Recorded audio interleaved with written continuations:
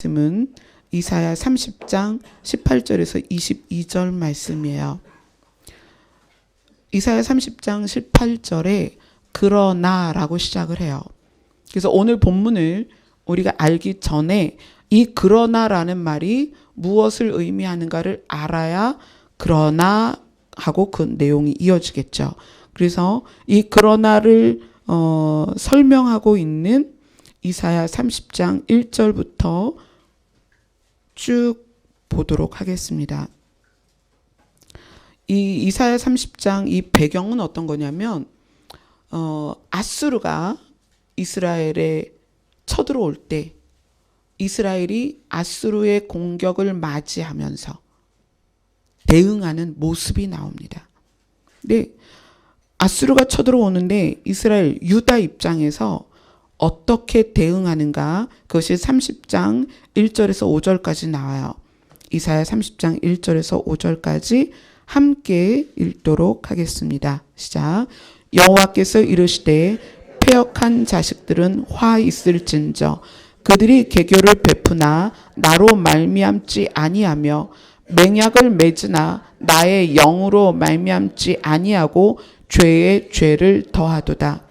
그들이 바로의 세력 안에서 스스로 강하려 하며 애굽의 그늘에 피하려 하여 애굽으로 내려갔을 때 나의 입에 묻지 아니하였도다.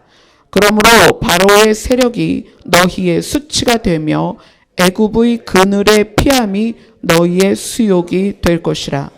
그 고관들이 소안에 있고 그 사신들이 하네스에 이르렀으나 그들이 자기를 유익하게 하지 못하는 민족으로 말미암아 수치를 당하리니 그 민족이 돕지도 못하며 유익하게도 못하고 수치가 되게 하며 수욕이 되게 할 뿐임이라. 유다에게 닥친 전쟁이 있었습니다. 아수르가 쳐들어왔어요. 근데 유다 입장에서 당장 이 시작될 이 전쟁을 어떻게 우리가 모면할 것인가, 이길 것인가, 어떻게 해야 될 것인가, 이때에 이들의 대응 방법이 하나님으로부터 굉장히 하나님의 마음을 아프게 하는 사건이 되었습니다. 제가 이제 새벽에도 본문 말씀을 묵상하면서 마음이 아팠어요. 되게 마음이 아팠어요. 그냥 그 가슴이 찌릿찌릿하고 마음이 너무 많이 아파서 계속 본문만 묵상하다가 새벽에 잠이 들었어요. 아수르가 쳐들어왔을 때 유다가 어떻게 했는가? 여호와 하나님께서 그들에게 패역하다라고 표현을 했어요. 패역하다. 패역하다는 건 어떤 뜻이냐면 사람이 해야 할 도리를 저버리는 걸 말하는 거예요. 패역하다. 사람이 해야 할 도리를 저버리는 것. 순리를 어긋나는 것. 사람의 도리가 뭘까요? 왜 하나님은 유다를 패역하다고 했냐면 사람의 도리는 하나님을 의지하는 것입니다. 그분이 우리를 지으셨고 그분이 우리의 생명을 주신 분이기 때문에 우리는 그분에게 전적으로 의뢰되어져야 되고 그분을 신뢰해야 돼요. 그런데 유다는 어떻게 행동을 했냐면 2절 3절에 그렇게 얘기하죠. 바로의 세력 안에 그 안에 들어가서 자기를 강하게 하려고 했다. 애굽의 그늘에 피하려고 했다. 그래서 애굽으로 내려갔다. 그리고 그들이 소안에 있고 그 사신들이 하네스에 이르렀다. 소안과 하네스는 어디냐면 애굽에 있는 성읍들이에요. 고관들과 사신들, 유다의 고관들과 사신들, 정치하는 자, 가정의 가장들, 공동체의 리더들이 어떤 일을 맞닥뜨렸을 때 30절에 그렇게 말하죠. 너희들이 머리를 썼는데 계교를 베푸는데 나로 말미암지 아니했다. 하나님께로부터 나오는 지혜가 아니었다는 거예요. 그리고 그 다음에 뭐라고 말씀하세요? 너희가 맹약을 맺는데, 그러니까 약속을 하는데 하나님의 영으로 말미암는 것이 아니었다는 거예요. 여러분, 지금 이 본문이요, 지금 여러분이 맞닥뜨리고 있는 삶에서 반드시 적용이 되어져야 될 오늘 나눔이에요. 문제가 왔는데 유다는 애굽으로 내려갔어요. 그들 안에서 내가 강해질 것이다. 애굽의 그늘에 피하면 내가 이 일을 모면할 것이다 라고 생각하고 소안과 하네스에 이르렀습니다. 애굽의 성읍입니다. 그런데 하나님께서 뭐라고 말하냐면 그들이 다 자기를 유익하게 하지 못할 것이고 그 유익하게 하지 못하는 민족으로 말미암아 수치를 당할 것이고 그 민족이 돕지도 못하고 유익하게도 못하고 수치가 되게 하며 수욕이 되게 할 뿐이다. 이 패역하다는 것이 29장에서 아주 자세하게 설명을 해요. 이사야 29장 15절에서 16절. 어떤 사람이 패역한 사람이냐. 같이 읽겠습니다. 시작. 자기의 계획을 여호와께 깊이 숨기려 하는 자들은 화 있을진저 그들의 일을 어두운 데서 행하며 이르기를 누가 우리를 보랴 누가 우리를 알랴 하니 너희의 패역함이 심하도다. 토기장이를 어찌 진흙같이 여기겠느냐. 지음을 받은 물건이 어찌 자기를 지은 이에 대하여 이르기를 그가 나를 짓지 아니하였다 하겠으며 빚음을 받은 물건이 자기를 빚은 이에게 대하여 이르기를 그가 총명이 없다 하겠느냐. 패역한 자가 누구냐면 자신감이 넘치는 사람입니다. 내가 할 수 있다. 여러분, 나이가 들면서 왜 사람들이 더 완악해지는지 아세요? 나이가 들면서 왜 완악해지냐면 시간만큼 쌓여진 경험을 의지하기 때문에 그래요. 시간만큼 쌓여진 노하우를 완전히 신뢰하거든요. 그래서 마음이 완악해집니다. 다른 사람이 A라고 얘기해도 B라고 얘기해도 C라고 얘기해도 내가 가지고 있는 게 옳다고 생각하는 거예요. 그래서 사람은 나이가 들수록 여유가 있고 마음이 넓어지는 게 아니라 완고하고 완악해져요. 자기가 가지고 있는 경험에 지배가 됩니다. 그래서 뭐를 꾸미냐면 개교를 꾸미는 거예요. 계획하는 거예요. 내가 살아온 인생의 경험에서 만들어진 결과물을 가지고 계획하고 추진을 하죠. 근데 하나님께서 그것에 대해서 패역하다. 왜 나를 의지하지 않고 나를 신뢰하지 않고 나를 의존하지 않는가. 월요일날 주중에 계속 교회 나와서 기도를 하는데 월요일날 기도를 하면서 제가 기도하는 내용이 거의 늘 비슷해요. 하나님, 저 어떻게 해요? 저 사역을 어떻게 감당해요? 교회도 이제 좁아서 다들 이전하자고 얘기하는데 아시잖아요. 우리 그럴 여력이 없고 계속 교회는 좁고 어떻게 해요?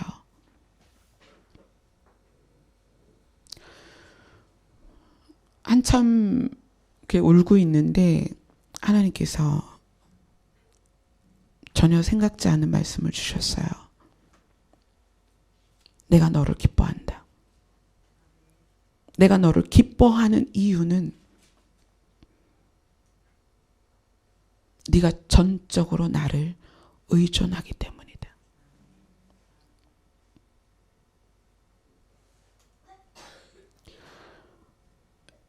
저는 제가 가지고 있는 노하우나 방법이 저한테 없어요. 왜냐하면 여러분도 아시다시피 제가 많이 배운 사람도 아니고 큰 교회에서 사역을 한 사람도 아니고 늘 저희 친정아버지의 한 20명 남짓한 작은 교회에서 사역을 했고 작은 교회에서 봉사를 했고 또 남편이 개척교회를 해서 정말 40명 모이는 작은 교회에서 사역을 했고, 중간에 물론 부교육자로 잠깐 있었지만 저는 수천 명 다니는 교회를 다녀본 적이 없어요.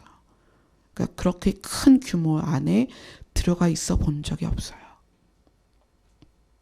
그런 제가 제 안에 쌓여 있는 노하우도 없고 지식도 없고 경험도 없고 25년간 그저 남편 위해서 남편만 보필하고 남편을 돕고 남편의 그늘 아래 있었단 말이에요.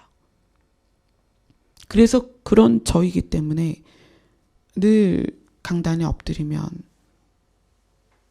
아빠 저 어떻게 해요? 아시잖아요. 저 어떻게 해요? 그런데 주님께서 하시는 말씀이 그거예요. 네가 전적으로 나를 의존하기 때문에 내가 너를 기뻐한다. 그래서 이끌어 가시는 거예요. 제가 제 머리로 제 방법으로 아무것도 할 수 없기 때문에. 만약에 여기에 자신감 넘치고 리더십 있고 추진력 강한 목사님이 여기에 여러분의 담임이었다면 지금쯤 이전합시다.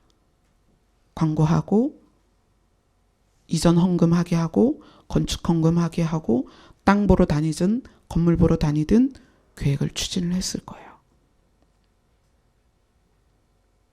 그런데 저는 그렇게 못하거든요. 그냥 늘 주님 앞에 어떻게 해야 돼요? 이제 앉을 자리도 없고요. 밥 먹을 때 너무 비좁고요. 부엌은 용량을 초과해서 주방이 시설이 너무 빈약하니까 너무 힘들어요. 어떻게 해요? 그런데 주인에게 연락이 왔어요. 3층이 이사를 나간다는 거예요. 지금 아직 결론이 난 건 아닌데 그래서 지금 저희가 추진하고 있는 게 뭐냐면 3층을 얻어서 거기를 교육관으로 만들어서 주일학교를 거기서 완전히 진행하고 이쪽 아래 교육관은 식당과 어른 예배 분리해서 드릴 수 있도록 늦게 오신 분들이 자리가 없으니까 그쪽에서 모니터 예배를 드릴 수 있도록 그렇게 추진하고 있어요. 그런데 저희가 보증금을 낼 돈이 없어요. 3층을 얻으려면 또 보증금을 내야 되잖아요. 그래서 이야기를 했는데 무보증으로 가게 됐어요. 그래서 월세만 잘 내면 될 것 같은데 하여튼 이제 명절 지나고 보자 해서 아직 우리 재정팀하고도 이야기가 안 됐는데 명절 지나고 주인하고 이야기를 하게 될 거예요. 그게 추진이 될지 안 될지는 저도 잘 모르겠어요. 여러분께서 기도해 주시고 교회 이전이든 건축이든 모든 거 하나님이 이끄시는 대로 가야 돼요. 우리가 아무리 지혜를 동원해서 거기에 땅 사면 땅값이 오르고 뭐 대출을 얼마 받으면 우리가 얼마 지금 뭐 헌금으로 어떻게 이자를 갚을 것이고 여러분 그렇게 머리 쓰지 말자고요. 하나님이 하시면 우리가 머리 안 써도 하나님께서 옮기실 거예요. 아멘. 자, 이 패역한 세대들에 대해서 하나님께서 패역한 자의 규정 뭐라고 말씀하셨냐면 자기의 계획이다. 이사야 29장 15절에 그렇게 얘기해요. 자기의 계획. 그리고 그것을 어떻게 행하냐면 어두운 데서 행하며 이르기를 누가 우리를 보겠느냐. 하지만 하나님이 우리를 지으셨기 때문에 우리의 깊은 생각을 아신다는 거예요. 우리의 마음을 아시고.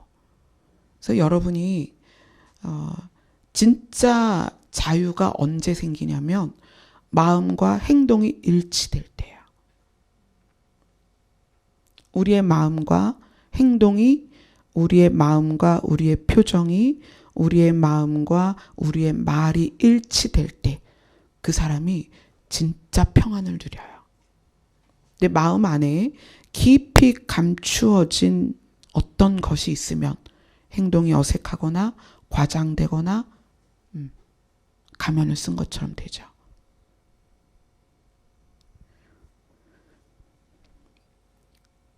우리가 살아가면서 그런 일이 없을 수는 없지만 우리가 늘 그걸 생각하세요. 내 마음 안에 있는 것이 나다. 나를 꺼내세요. 나를 표현하세요. 그것이 조금 투박하고 부족하고 연약할지라도 그대로 사세요. 과장하거나 덧붙이지 마세요. 가면도 쓰지 말고 표정도 일부러 만들지 마세요. 힘들 땐 힘든 대로, 슬플 땐 슬픈 그대로, 그 모습 그대로. 그래야 여러분이 하나님 안에서도 사람 안에서도 자유롭게 살 수 있어요. 거기서부터 시작하세요. 일치된 마음과 표정, 행동이 일치된 상태, 거기에서부터 성숙해져 가야 돼요. 그런데 우리가 겉껍데기, 그것을 너무 강하게 내 생각을 감추기 위해서 겉껍데기를 너무 강하게 만들다 보니까 다 웃고 있는 마네킹 같아요. 그런데 저는 보면 여러분 안에 있는 슬픔이 보이고 아픔이 보여요. 이제 여러분 그거를 껍데기를 다 버리세요. 아플 땐 아프다고 말씀하시고요. 힘들 땐 힘들다고, 슬플 땐 슬프다고. 그걸 공동체 안에서 나누세요.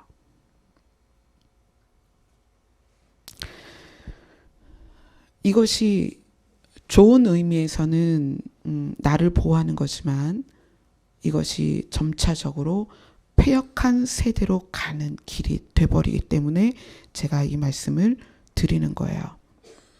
이스라엘 백성이 애굽 백성 그늘에 피하면서 이들에 의해서 내가 살아날 거라고 생각을 합니다. 그러나 하나님께서 그것을 내버려 두지 않죠. 이사야 30장 6절부터 7절. 유다 백성이 애굽의 그늘에 피했는데 그 애굽이 어떻게 되느냐. 6절 7절 30장 6절 7절 같이 읽겠습니다. 시작. 네겝 짐승들에 관한 경고라. 사신들이 그들의 재물을 어린 나귀 등에 싣고 그들의 보물을 낙타 안장에 얹고 암사자와 수사자와 독사와 및 날아다니는 불뱀이 나오는 위험하고 공고한 땅을 지나 자기에게 무익한 민족에게로 갔으나 애굽의 도움은 헛되고 무익하니라. 그러므로 내가 애굽을 가만히 앉은 라합이라 일컬었느니라. 유다가 많은 어려움을 뚫고 어디까지 갔냐면 애굽에게까지 갔습니다. 저들이 나를 도울 것이다라고 거길 갔어요. 그런데 하나님이 그 애굽을 어떻게 만드셨냐면 애굽이 어떤 것도 도울 수 없는 무익한 존재로 만드셨습니다. 그리고 내가 여호와 하나님께서 애굽을 가만히 앉은 라합이라 일컬었다라고 얘기해요. 가만히 앉은 라합은 무슨 얘기냐면 라합이 해석을 하면 교만한 자예요. 그러니까 애굽은 늘 교만했습니다. 그러니까 그 교만한 모습을 보고 유다는 거기에 피할 수 있을 거라고 생각했어요. 유다는 그들이 자기를 도울 거라고 생각했고요. 그들의 힘이 강해서 아수르와의 맞닥뜨린 전쟁에서 자기들을 지켜줄 거라고 생각했어요. 그런데 하나님은 그들을 어떻게 만들었냐면 애굽을 가만히 앉은 라합이라 일컬었다. 도울 힘이 없는 무기력한 교만한 자. 교만한 자가 뭐죠? 자기를 그렇게 생각하는 거예요. 내가 이런 존재야. 나는 이럴 수 있는 사람이야. 그러나 실상은 그렇지 않다는 거예요. 내가 100만 원을 가졌어. 그럼 100만 원을 가진 사람으로 표현하며 살면 그건 교만이 아니죠. 근데 내가 100만 원을 가졌는데 내가 마치 1000만 원을 가진 사람처럼 의시되며 살면 그게 교만이죠. 그런데 그의 진짜 능력은 100만 원 뿐인 거예요. 그러니까 도움이 없는 거예요. 애굽이 그런 존재였다는 거예요. 하나님은 그 애굽을 정확하게 보신 거죠. 너는 가만히 앉은 라합이다. 무기력한 교만한 자다. 세상이 그래요. 세상이. 여러분 세상을 향하여 손을 내밀지 마세요. 세상이 여러분을 다 도와줄 것 같고 세상이 여러분을 강하게 할 것 같고 세상이 여러분을 존귀한 자로 능력 있는 자로 부유한 자로 만들어 줄 것 같지만 세상은 어떤 존재냐면 무기력한 라합 같은 교만한 자예요. 왜냐하면 그들이 소유한 모든 것이 결국 하나님이 주관하시는 아래에 있다는 거예요. 하나님이 불면 날아가고요. 하나님이 꺼트리면 꺼지는 것이 애굽입니다. 그런데 유다 백성이 그 애굽의 그늘에 피하려고 갔다는 얘기예요. 이들에 대하여 오늘 하나님께서 본문 말씀으로 이야기하십니다. 자, 패역한 백성에 대해서 9절을 한번 보실래요? 30장 9절. 30장 9절 같이 읽습니다. 시작. 대저 이는 패역한 백성이요 거짓말하는 자식들이요 여호와의 법을 듣기 싫어하는 자식들이라. 유다에 대해서 그렇게 말씀하십니다. 거짓말하고 여호와의 법을 듣기 싫어한다. 자기의 계획을 의지하는 자는 거짓말하는 자입니다. 왜냐하면 나는 할 수 있어라고 이야기하거든요. 근데 하나님은 아셔요. 아니, 너 할 수 없어.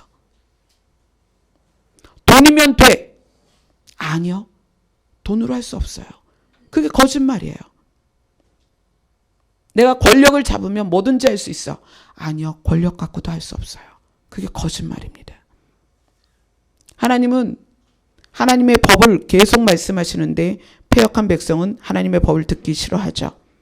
이러한 유다에 대해서 하나님이 오늘 본문 18절을 시작하시는데 뭐라고 시작하시냐면 그러나라고 시작하는 거예요. 그러나 너희가 애굽의 그늘에 피하고 너희들이 소한 땅으로 하네스 땅으로 이르러서 너희들이 그들 힘을 의지했지만 그리고 너희가 패역한 백성이 되었지만 그러나 오늘 그렇게 시작합니다. 그러나 제가 이 본문을 읽으면서 왜 자꾸 눈물이 나냐면 하나님 아시잖아요. 저 연약하고 아무것도 할 수 없어요. 너무 부족하고 모르는 것도 너무 많고 사실 여러분들이 우리 교회에서 신앙생활하기 정말 좋아요. 왜냐하면 제가 모르는 게 너무 많아서 여러분이 뭘 하든 다 잘해 보여요.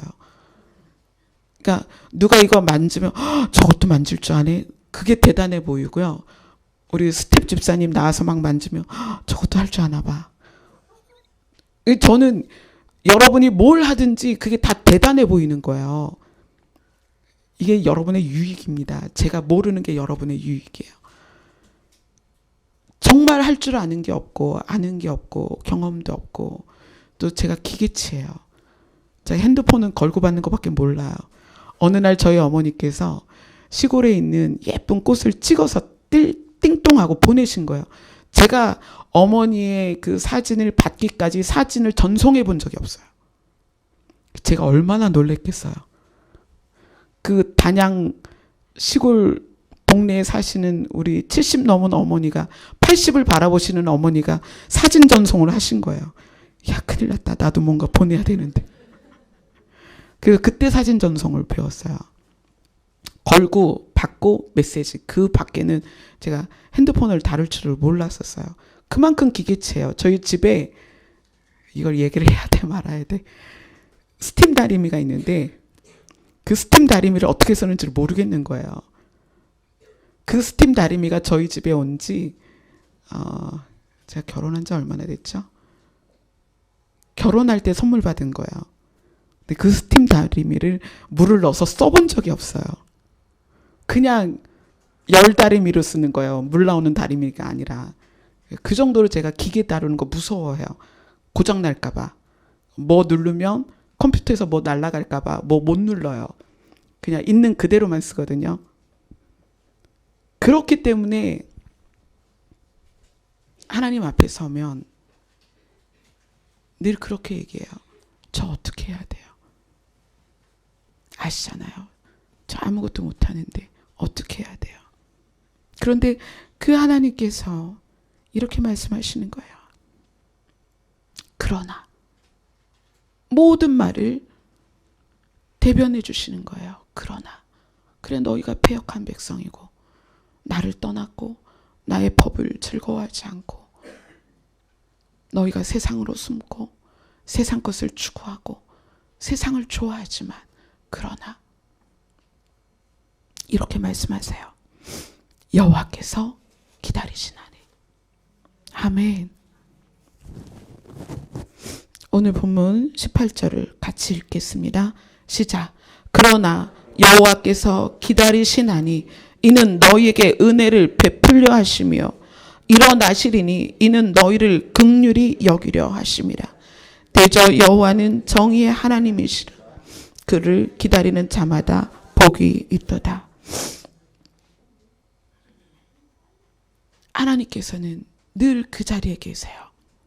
그리고 우리가 상처받고 힘들고 마음이 아프고 외롭고 슬프고 두렵고 걱정되고 염려될 때 그분이 기다리고 계시는 거예요. 그래서 그분 앞에 무릎을 꿇었을 때, 그분 앞에 엎드렸을 때 그분이 이렇게 말씀하세요. 왔니? 내가 너에게 은혜를 줄게. 은혜라는 것은 받을 만한 자격이 있어서 받는 게 아니에요. 자격이 없는데 받을 때 그것이 은혜입니다. 아멘. 제가 그런 존재잖아요. 아무것도 할 수 없고 아무것도 할 줄 모르는데 제가 여러분 앞에 섰어요. 이게 은혜예요. 제가 공동체를 이끌어갈 만한 사람이 아니에요. 그런데 여러분 앞에 있잖아요. 이게 은혜예요. 제가 힘들 때마다 하나님 어떻게 해요? 그러면 기다려라. 무슨 얘기일까요? 하나님께서 은혜를 베푸시겠다는 얘기예요. 기다려라. 저희 아이가 찬미가 전화했을 때 제가 하나님께 들은 음성을 나눠요. 찬미야, 하나님께서 기다리래. 엄마에게 맞닥뜨려진 모든 문제에 대해서 하나님께서 기다리라고 말씀하셨어. 근데 그 말을 듣고 우리 아이가 또 엄마 그럼 나도 치유되는 거 기다릴 수 있어. 하나님께서 나 분명히 치유해 주실 거야. 그러니까 나도 엄마처럼 기다릴래. 그런데 오늘 말씀에서는 주님도 기다리신다는 거예요. 뭘 기다리시냐면 은혜를 베풀어 주려고 기다리시는 거예요. 그리고 일어나셔서 일을 하시는데 어떤 일을 하시냐면 우리에게 긍휼을 베푸시겠다는 거예요. 긍휼히 여기려 하심이라. 불쌍히 여겨주시겠다는 거예요. 너 이거 왜 이렇게 했어? 너 왜 이걸 이 모양이야? 너 이것밖에 안 되니? 이게 아니라 우리가 어떠한 모양으로든 우리를 기다리시는 여호와께 나아갈 때 여호와께서 은혜를 베푸시고 또 불쌍히 여겨주신다는 거예요. 여호와는 정의의 하나님이시다. 무슨 얘기냐면 여호와께 오는 자들을 절대로 외면하지 않는 분이라는 거예요. 어떤 정의죠? 우리를 사랑하신다. 그분 정의를 밑바탕으로 하고 있는 게 뭐냐면 우리를 사랑하신다는 거예요. 그래서 여호와께서 기다리시는데 우리가 패역한 자가 돼서 세상에서 모든 걸 추구하고 세상을 사랑하고 세상 그늘에 숨어 있던 우리라도 또 내가 내 계획을 의지해서 내 깊은 곳에서 내 생각으로 살았다 할지라도 여호와께 돌아오면 그분께서 우리에게 은혜를 베푸시고 우리를 긍휼히 불쌍히 여겨주십니다. 그러면서 여호와께서 우리를 기다리시는 것과 반대 개념을 말씀하시는데 그게 뭐냐면 18절 마지막 줄이에요. 18절 마지막 줄 같이 읽습니다. 시작. 그를 기다리는 자마다 복이 있도다. 아멘. 올해 우리 주제가 있잖아요. 뭐죠?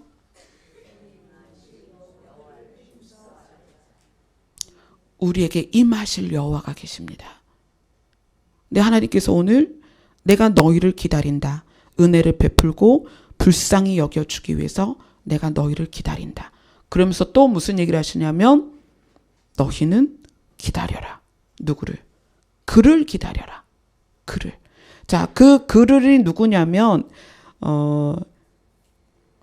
우리 30장 11절 30장 11절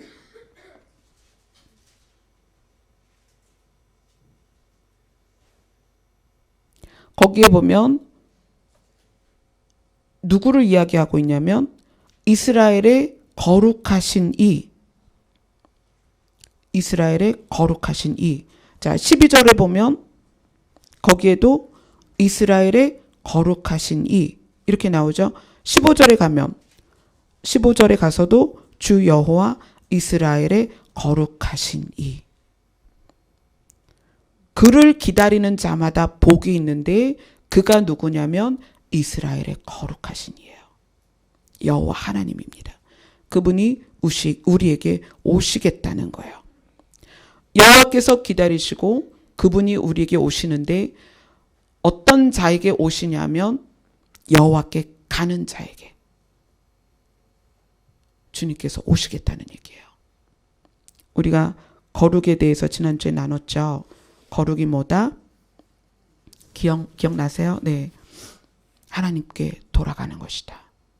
하나님께 돌아가시는 것이다. 하나님께서 오늘은 내가 기다리고 있다. 하나님께 돌아가는 것이 거룩이다. 그리고 또 그분이 오실 것이다. 그를 기다려라. 그를 기다려라. 그를 기다리는 자마다 복이 있다. 그 복을 이제 구체적으로 설명하겠습니다. 19절. 오실 그 이스라엘의 거룩하신 이 여호와 하나님을 기다리는 자마다 복이 있는데 어떤 복이냐면 19절 같이 읽습니다. 시작. 시온에 거주하며 예루살렘에 거주하는 백성아 너는 다시 통곡하지 아니할 것이라. 그가 내 부르짖는 소리로 말미암아 내게 은혜를 베푸시되 그가 들으실 때에 내게 응답하시리라. 아멘. 현재 여호와는 기다리시는 여호와이십니다. 우리가 그분께 돌아가면 돼요. 그러면 우리는 거룩함을 힘입게 되죠. 자, 미래 시제에서 우리는 오실 하나님을 기다려야 합니다. 그분께서 오시겠다는 거예요. 그를 기다리는 자마다 복이 있는데 어떤 복이냐면 시온에 거주하고 예루살렘에 거주하는 백성이 될 것이다. 유다의 백성들이 유다의 고관들이 아까 30장 4절에서는 어디에 거하고 있었냐면 소안과 하네스에 거주하고 있었습니다. 소안과 하네스는 애굽의 성읍들이에요. 그런데 오실 여호와 오실 하나님 이스라엘의 거룩하신 이 그분을 기다리는 자는 복이 있는데 그 사람은 어디에 거주하냐면 시온에서 거주하며 예루살렘에 거주하게 될 것이다. 그런데 거기에 거주하는 사람은 다시는 통곡하지 않을 것이다. 이곳이 어디겠어요? 앞으로 우리가 영원히 거주할 새하늘과 새 땅이죠. 거기는 다시는 눈물이 없고 밤도 없고 근원의 빛이신 하나님, 근원의 빛이신 예수님이 계시기 때문에 해와 달이 필요가 없죠. 별도 없는 완전한 빛 가운데 거하는 그곳 시온에 거주하며 예루살렘에 거주하게 될 것이고 거기에서 너희들의 눈물이 이제는 다시는 없을 것이다. 통곡함이 다시는 없을 것이다. 이게 우리의 소망입니다. 여러분의 기대가 물론 일상을 살면서 매월 수입이 있어야 되고 또 그것에 의해서 지출하고 그것이 돼야 되니까 직장을 가고 또 직장 생활하면서 또 진급도 있을 수 있고 여러 가지 그건 우리의 일상이에요. 근데 그거는 과정이지 목표가 아닙니다. 이것은 우리가 이 땅에서 사는 건 과정이지 목적지가 아니에요. 근데 애굽의 목적지를 두게 되면 이게 정말 허망한 거예요. 여러분의 노력으로 돈을 얼마나 벌을 수 있다고 생각하세요? 여러분이 노력해서 얼만큼 원하는 지식을 쌓을 수 있겠어요? 여러분이 노력해서 얼만큼 좋은 직업을 가질 수 있겠어요? 우리가 어느 가정에서 태어나고 어떤 기반을 가지고 있느냐에 따라서도 너무나 삶이 달라요. 우리가 각양의 모습으로 각양의 형태로 살아가는데 이 살아가는 과정이 결과가 아니라는 걸 여러분은 아셔야 돼요. 여러분의 결과는 무엇이냐면 오실 그를 기다려서 그분과 함께 시온에 거주하며 예루살렘에 거주하는 것이 여러분의 결론입니다. 그래서 그 결론을 우리가 정확하게 알고 있으면 과정에서 우리가 낙심하거나 좌절하지 않는다는 얘기예요. 자, 20절, 21절을 같이 읽겠습니다. 여호와를 기다리는 자, 우리에게 임하실 그분을 기다리는 자들에게 20절, 21절 말씀을 주십니다. 같이 읽겠습니다. 시작.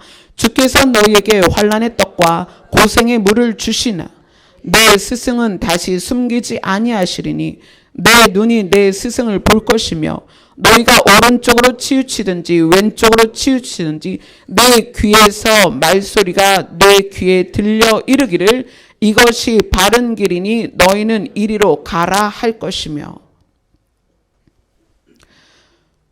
여호와를 기다리는 자, 그가 다시 오시기를 소망하는 자들의 삶 가운데 일어날 일들입니다.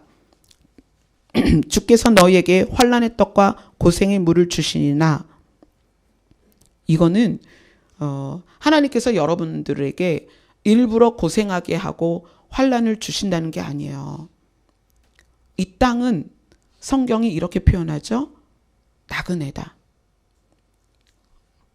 광고 문구에 뭐가 있었어요? 집 떠나면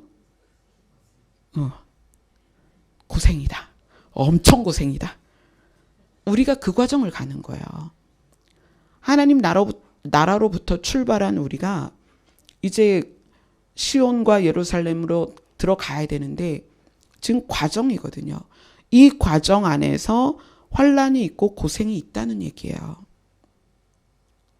이 세상에서의 나그네도 고생이 있는데 영원을 떠나서 시간으로 들어온 우리가 다시 영원으로 돌아가기까지 이 과정 안에 환난과 고생이 있는 게 당연하다는 얘기예요. 그때 우리에게 스승을 보내줄 것이다. 근데 그 스승이 우리가 오른쪽으로 치우치든지 왼쪽으로 치우치면 우리 뒤에서 말소리가 내 귀에 들려서 일로 가야 돼. 이렇게 해야 돼. 저렇게 해야 돼를 가르쳐 준다는 얘기예요. 그 스승이 누구십니까?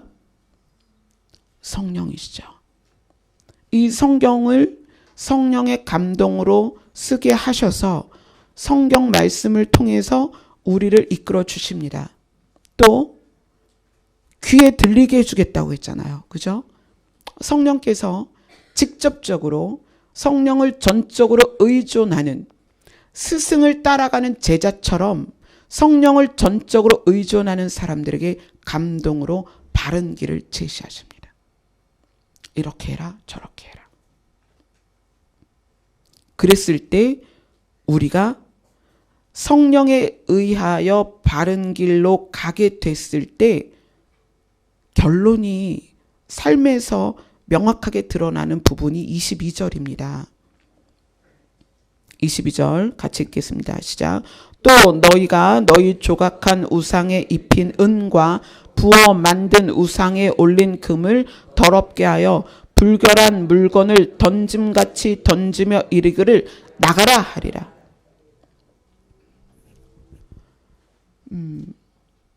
하나님께서 가장 싫어하시는 게 우상숭배죠. 이 부분은 지금 우상숭배하던 자들이 그것을 집어던져요. 더러운 물건을 집어던지듯이 우리 집에서 우상을 몰아낸다는 얘기예요. 성령께서는 우리에게 어떤 걸 가르치시냐면 버려야 될 걸 알려주세요. 그러니까 성령의 가르침대로 살아가게 되면 우리가 우리의 인위적인 노력으로 뭘 어떻게 해서 거룩해지는 것이 아니라 성령께서 우리를 거룩하도록 가르치신다는 얘기예요. 버려야 할 것, 내 안에서 제거해야 될 것을 분명하게 가르치셔서 우리가 그 배움에 의하여 어떻게 불결한 물건을 던짐같이 던져버릴 것이다. 그러니까 거룩을 여러분 뭘 이렇게 노력해서 되는 거라고 생각하지 마세요. 거룩이 하나님께 돌아가는 것이다. 자, 오늘 말씀처럼 여호와께서 기다리십니다. 그분께 돌아가시면 하나님께서 우리에게 은혜를 주세요. 은혜를 주시는데 우리를 불쌍히 여기시는데 거기에서 끝나는 것이 아니라 우리가 오실 예수 그리스도, 오실 여호와를 기다릴 수 있는 소망을 주시고요. 그 소망 가운데에서 스승을 우리에게 주시는데 성령께서 우리를 가르치신다는 얘기예요. 바른 길로 가게 하시고 무엇이 더러운 것인지 무엇을 버려야 될지, 그래서 우리를 어떻게 구별된 백성으로 만들어 가십니다. 여호와께 돌아가지 않고 주님 앞에 무릎 꿇지 않고 주님과 교제하지 않으면서 내가 나를 거룩하게 할 수 있는가? 그럴 수 없습니다. 거룩은 그렇게 만들어지는 게 아니에요. 훈련되어지는 것이 아닙니다. 옷을 뭐 몇 센치짜리를 입고 머리 색깔을 어떻게 하고 이런 것이 거룩이 아니라는 거예요.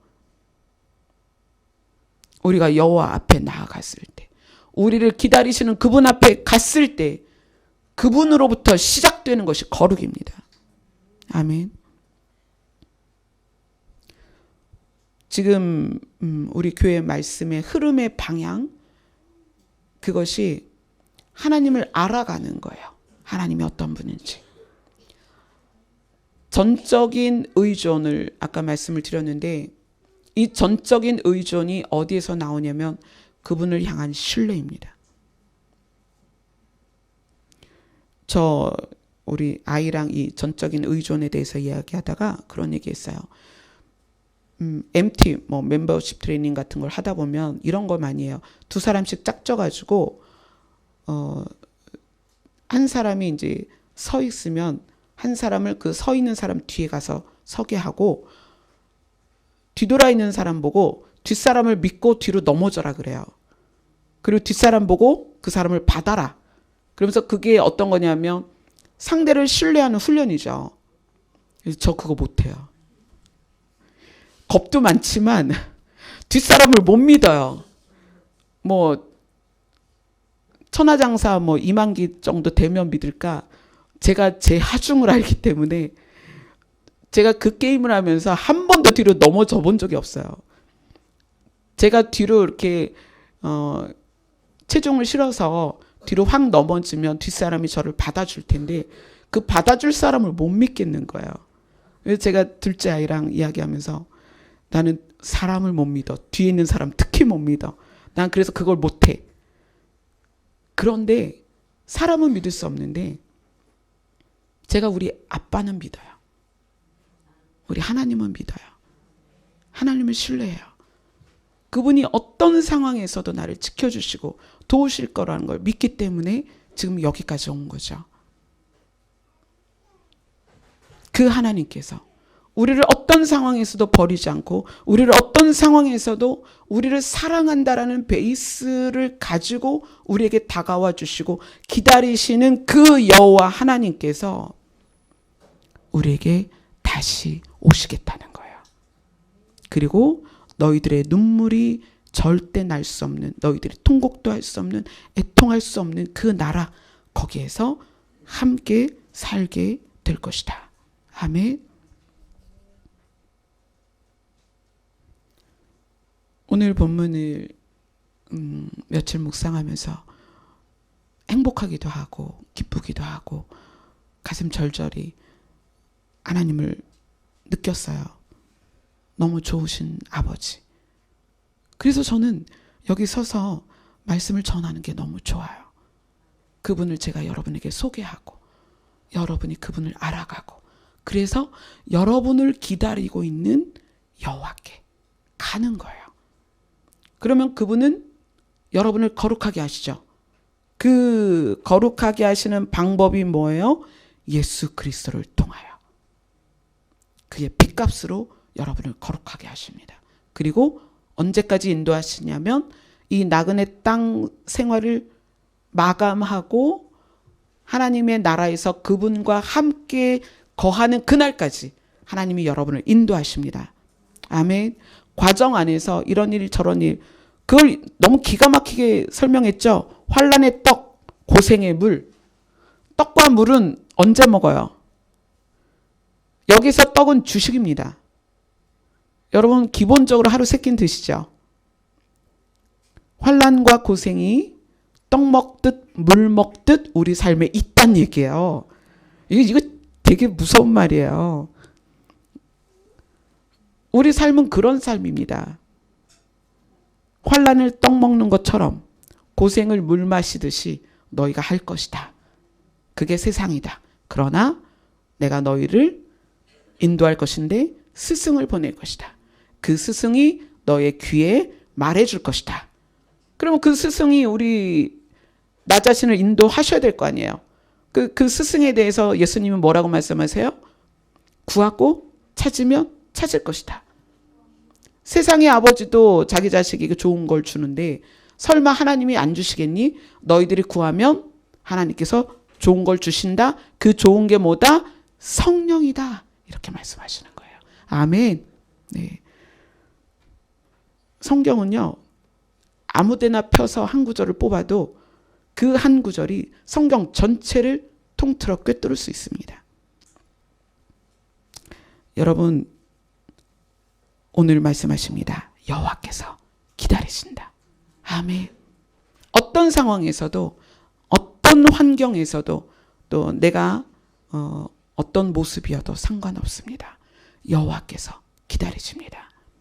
그분 앞에 나아갈 때 여러분이 오실 여호와를 또 기다리게 될 것입니다. 아멘. 아멘. 기도하겠습니다.